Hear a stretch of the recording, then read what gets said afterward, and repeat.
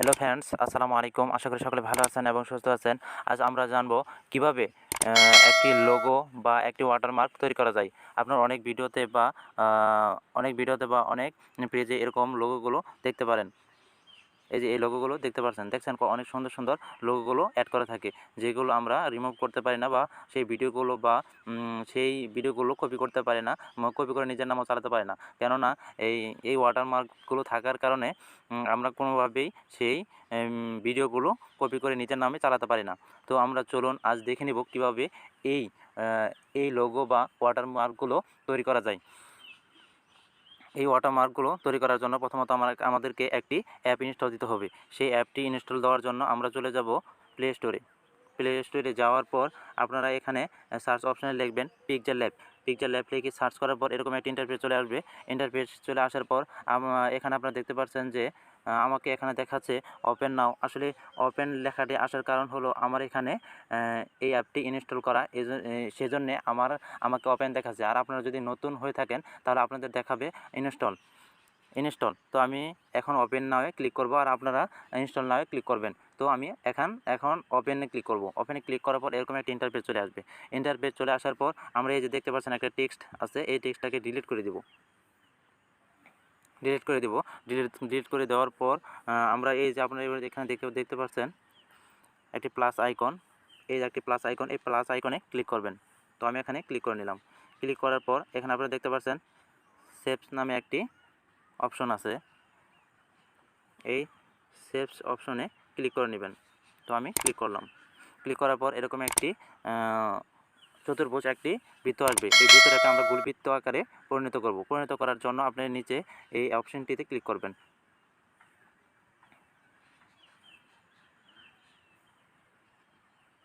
এই অপশনটিতে ক্লিক করবেন। তো আমি এখন ক্লিক করলাম। ক্লিক করার পর এরকম একটা ইন্টারফেস চলে আসবে। ইন্টারফেস চলে আসার পর আমরা এই গোল বৃত্তটিকে সিলেক্ট করে নেব। এই যে এই গোল বৃত্তটিকে আমরা সিলেক্ট করে নেব।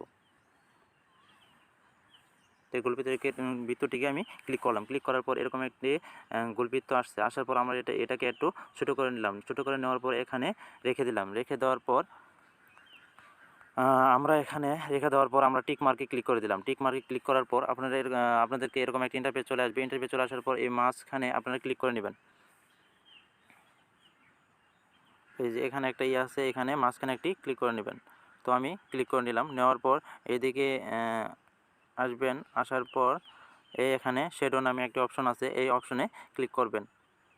অপশনে ক্লিক করার পর সেই শ্যাডোটাকে ওপেন করে দিবেন। ওপেন করে দেওয়ার পর উপরে এটাকে একটু বাড়িয়ে দিবেন। বাড়িয়ে দেওয়ার পর টিক মার্কে ক্লিক করে দিবেন। টিক মার্কে ক্লিক করার পর আপনারা দেখতে পাচ্ছেন গোল একটি বৃত্ত আমাদের হয়ে গেছে। আমরা এটাকে কপি করব। কপি করার পর দেখতে পাচ্ছেন আমার এখানে দুটি গোলবৃত্ত হয়ে গেছে। তো আমরা এটাকে কপি করলাম। কপি করার পর এটার কালারটা চেঞ্জ করার জন্য আমাদের কালার অপশানে যেতে হবে। আমি কালার অপশানে চলে গেলাম। চলে যাওয়ার পর এটাকে আমি অ্যালাউ করে দিলাম। অ্যালাউ করে দেওয়ার পর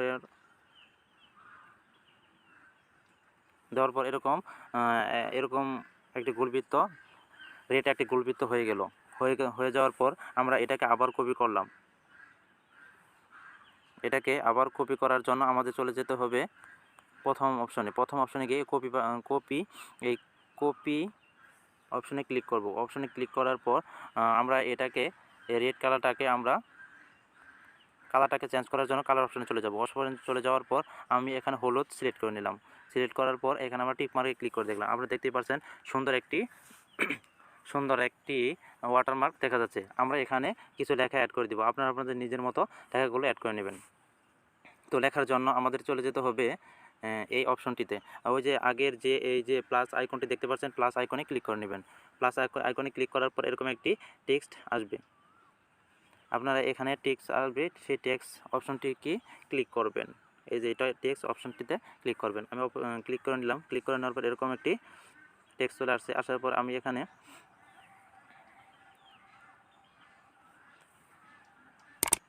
এখানে আমরা যে লোগোতে যে লেখাগুলো অ্যাড করব সেই লেখাগুলো লিখব। আমি এখানে লিখে দিব। এখানে লেখার পর এই লেখাটাকে বড় করার জন্য আমরা চলে যাব এই অপশনটিতে যাওয়ার পর আমরা এই সাইজ অপশনে যাব। সাইজ অপশনে যাওয়ার পর এটাকে একটু সাইজটাকে বাড়িয়ে দিব। সাইজটাকে বাড়িয়ে দেব এবং টিক মার্কে ক্লিক করে দেবো। টিক মার্কে ক্লিক করার পর আমরা এই ফন্ট অপশনে যাব। অপশনে গিয়ে এই ফন্টটাকে আমরা চেঞ্জ করে নেব। এই চেঞ্জ করার জন্য আমরা চলে যাব এই অপশনটিতে ক্লিক করে দেব। ক্লিক করার পর এই ফন্টের কালারটা আমরা চেঞ্জ করে দেব। কালারটা চেঞ্জ করার জন্য কালার অপশনে চলে যাব। চলে গিয়ে আমরা এই যে ব্ল্যাক এই ব্ল্যাক কালারটি সিলেক্ট করে নিলাম। নেওয়ার পর এখানে আমি এই ব্ল্যাক কালারটি দিয়ে দিলাম। তারপর টিক মার্কে ক্লিক করে দিলাম। টিক মার্কে ক্লিক করার পর এই লেখাটাকে একটু মোটা করে দেব। মোটা করে দেওয়ার পর আমরা এই টিক মার্কে ক্লিক করে দেব। এই লেখাটাকে আবার কপি করব। কপি করার জন্য কপি অপশানে ক্লিক করলাম। ক্লিক করার পর আপনারা দেখতে পাচ্ছেন এটা কপি হয়ে গেছে। কপি হয়ে যাওয়ার পর আমরা এই কপি করা টেক্সটে ক্লিক করব। ক্লিক করার পর এরকম একটি ইন্টারফেস চলে আসবে। ইন্টারফেস চলে আসার পর আমরা পরে আরেকটা যে অক্ষরটি লিখব সেটা এখানে টাইপ করব।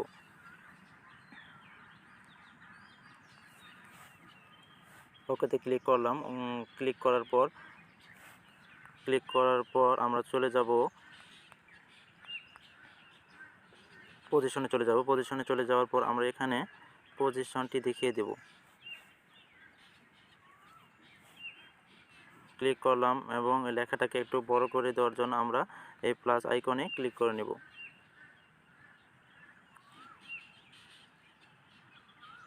ক্লিক করার পর পজিশনে গিয়ে সেটাকে সুন্দরভাবে সেট করে দেব।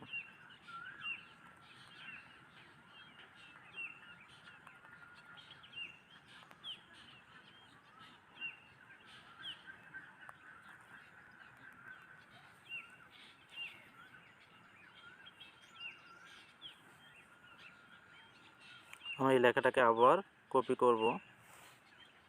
কপি করার পর আমরা এই লেখাটাকে পরের লেখাটা লিখে দেব।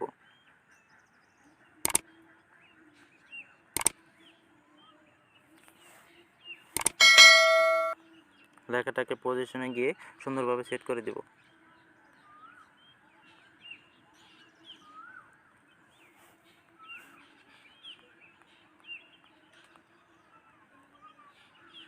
আপনারা দেখতে পাচ্ছেন অনেক সুন্দর একটি লোগো হয়ে গেছে। লোগো হওয়ার পর আমরা এই যে নিচের অপশনটিতে ক্লিক করব।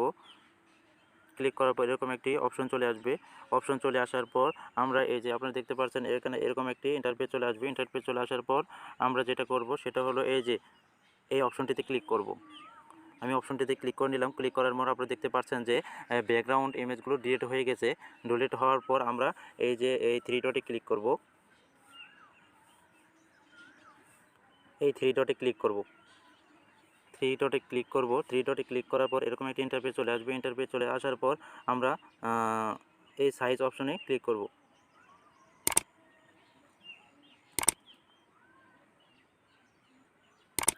এরকম একটি ইন্টারফেস চলে আসে। ইন্টারফেস চলে আসার পর আমরা যে অপশনটিতে ক্লিক করব সেটা হলো এই অপশনটিতে আপনারা ক্লিক করবেন। ইনপুট ইমেজে ক্লিক করবেন। ইনপুট ইমেজে ক্লিক করবেন। ক্লিক করার পর এরকম একটি ইন্টারফেস চলে আসছে। ইন্টারফেস চলে আসার পর আমরা পিএনজিতে এই ফটোটাকে বা এই ইমেজটাকে সেভ করব। সেজন্য আমাদের যেতে হবে এই অপশনটিতে গিয়ে আমরা আলট্রা সিলেক্ট করব। সিলেক্ট করার পর আমরা সেভ টু গ্যালারিতে ক্লিক করব। এখন আমরা দেখে নেব যে এই ইমেজটি সেভ হয়েছে কিনা। এখন আমরা চলে যাব গ্যালারিতে।